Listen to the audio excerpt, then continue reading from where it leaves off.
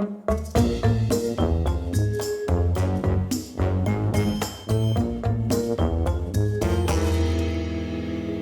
everybody, I'm Garcia and welcome to the third and final video that makes up my look at the Designer's Edition content of the Mega Box for Alhambra here.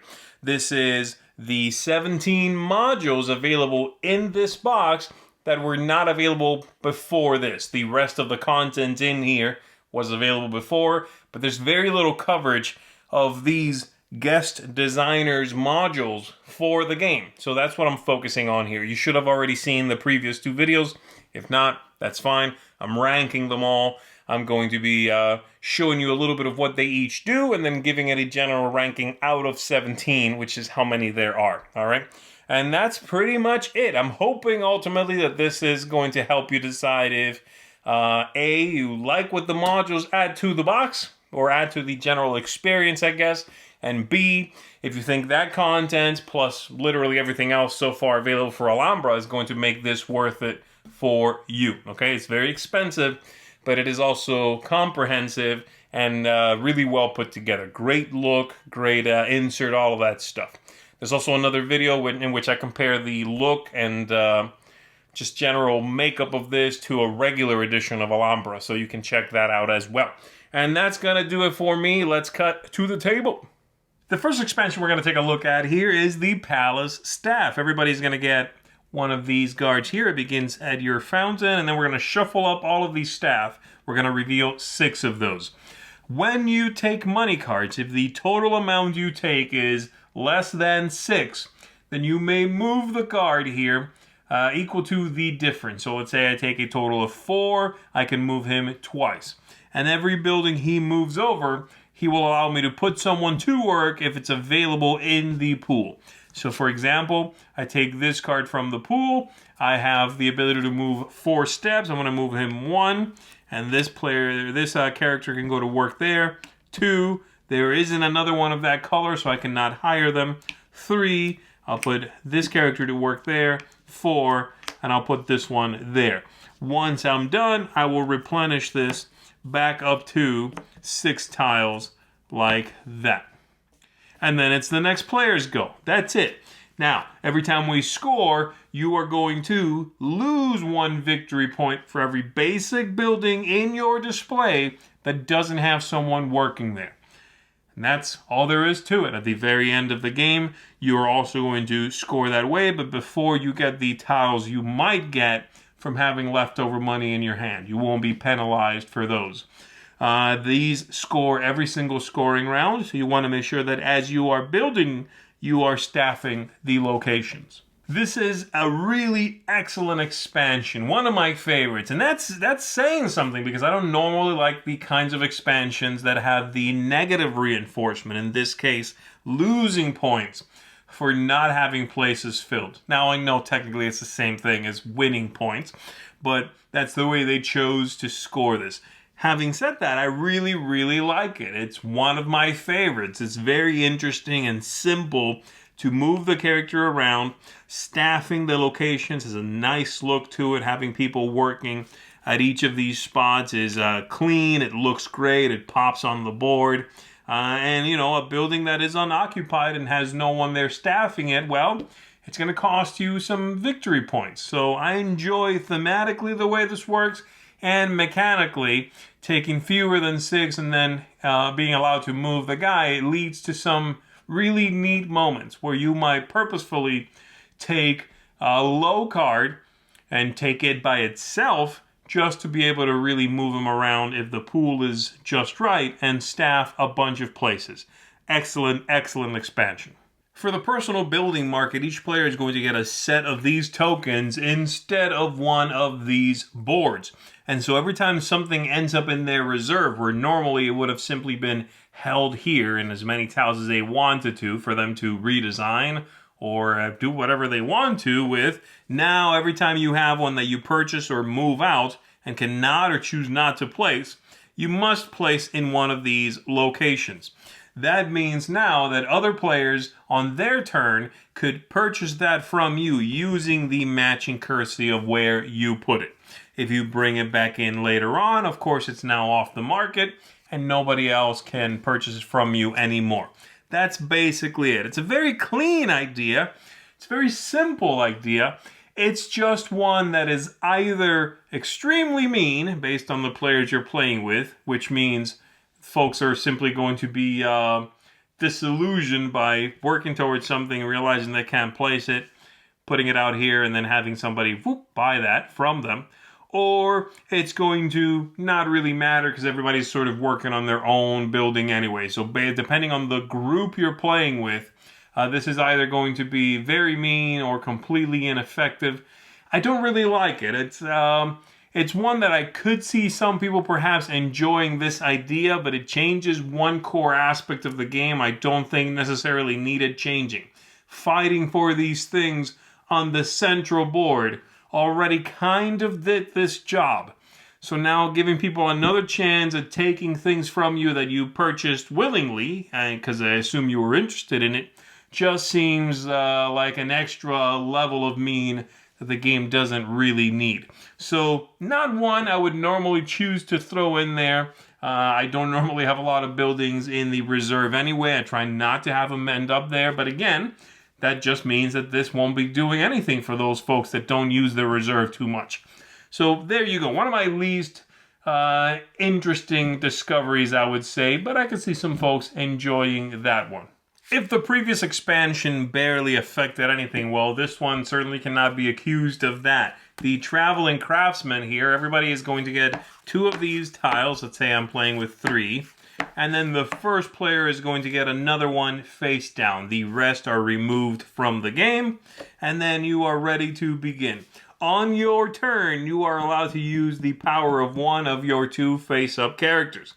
And then you are going to flip that one face down and pass it to the next player. If you use neither, you still have to pass one to the next player. And once you've done that, then you will reveal the one you've got, and it'll be the next player's turn. So taking that back, what do these things do? Well, let's take a look. This one here lets me take a total of 8 from the pool of cards instead of normally 5. This one adds 2 cards to the display and therefore lets me take cards from a wider selection. So let's say I do this one. I'll pass that along. I reveal my next one. This one's going to let me, on my turn, switch 1 card in my hand with 1 in the display, as long as they are the same currency type. Over here, this card allows players to buy a tile using a combination of cards from their hand and cards from the display. This one allows you to switch 2 buildings of where they're sitting. So this player might use an 8 orange out there and a 2 orange in their hand to buy a 10, a 9. And once that's done, they'll take another thing. They'll pass that along and then reveal this one. This one over here discounts a building by 1 or 2. This one lets you add a building to your Alhambra in any orientation. So you can turn it sideways, you can turn it upside down, however you want to. And again, once they've used one, maybe they use neither because they don't buy something, so they just pass this one. And then we flip that over. And so on. So this one, as I said, the last one kind of barely affected anything. This one I think affects simply too much. For one thing, I would never combine this expansion with another one. It's very unlikely that I'd willingly choose to do that. This one's going to take over.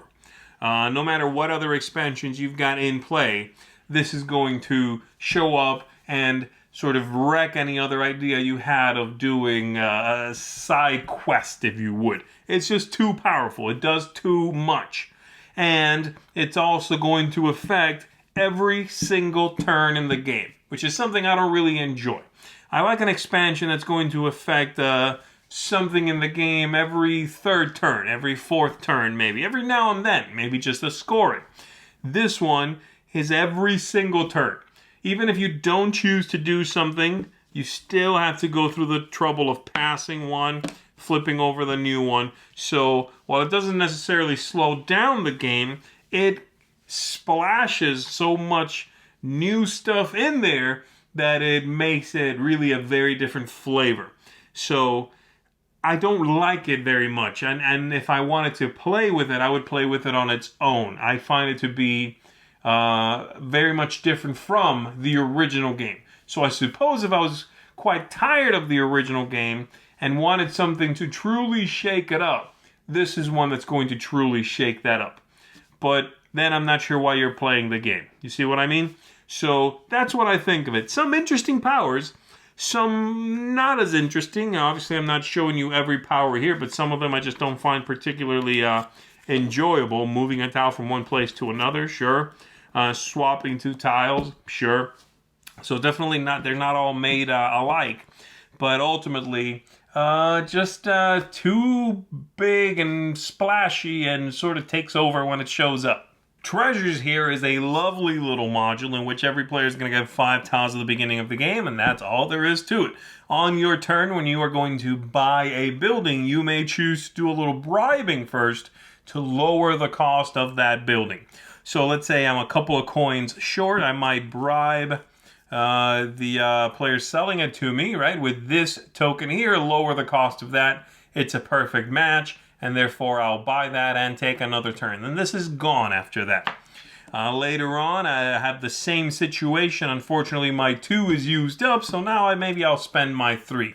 And it still counts as a perfect match, by the way, even if I, quote-unquote, over-bribe, okay? So I'll still do this. I'll still get to go and take a bonus turn. The trick is, every one of these I use, I'm giving up victory points at the end of the game. You see, at the end of the game, you're going to score all the ones you've kept as victory points, giving me right here a bonus 10 points, but this player, if they use none, a bonus 15. That's all there is to it. It's a great expansion. It's so simple. It's straightforward, extremely easy to implement.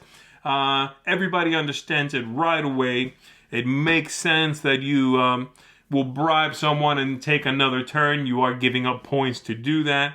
I love the idea of giving up the 2 and the 3, like I said, and then needing to bribe someone only for 2 points. Do I give up the 4 just to get a little discount of 2? Do I just wait and try to find the extra card I need? I love those decisions that this brings to the table. So it's a great addition. Lovely, simple, interesting. Really, really like this one.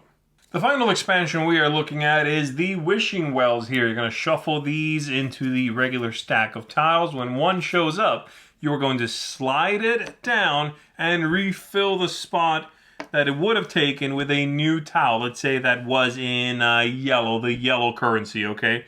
So now you can, of course, buy this for 9 in the yellow currency. You can also, now as a new action, buy that wishing well for 3. And they are worth 3, 4, and 5. When you take one of these, you can add it to your Alhambra in any spot you want, and you can rotate it however you want. And the trick is, every time you score, you are going to get as many victory points as the cost of the tile if the arrow is pointing at exactly that many tiles in a line. So for example, I can rotate this like so, stick it right there. I'm pointing at 1, 2, 3. As long as that's true, I'm going to get 3 victory points every time we score. Later on, I might even be able to pull out a little trickery and buy this one, and maybe I do that. And now I'm scoring both of these for 7 victory points, right? So that's how these work. The 5, of course, being the best, 5 victory points, but you do have to find a spot where it's going to live, and of course where you will not intend to change the size of that line. It's nice, it's simple, it's somewhere in the middle of the pack for me. I don't tend to like, as I've said before, the tiles or the powers that let you take these lovely buildings with a cute little meeple there and then rotate them. Make it really incongruent as compared to how lovely everything else looks. You've now got this one fountain lying on its side, sort of looking out of whack, right? I don't like that. I love when all the buildings look correct and look the same. But mechanically, it's not bad. It's an interesting little addition. I enjoy it. Not one I would throw in there all the time, but if I'm looking to mix it up and somebody suggests this one, the wishing well, yeah, that's fine. I will be happy to put that in there, all right? So that's it for all of these. Now you've seen me rank all of the Designers Edition expansions. That includes all the guest designers as well as the 3 fan expansions that were picked for the box. So hopefully that gives you an idea of my thoughts on that new content for the game. As I said before, I wasn't really looking at the previous content for the game. The original boxed expansions 1 through 5. Those have been covered before. Certainly look up our videos for those if you are interested. But if you were looking for the new content, I'm hoping that this was useful to you. So that's going to do it for me, everybody. My name is Z Garcia. I'm going to see you on the next one.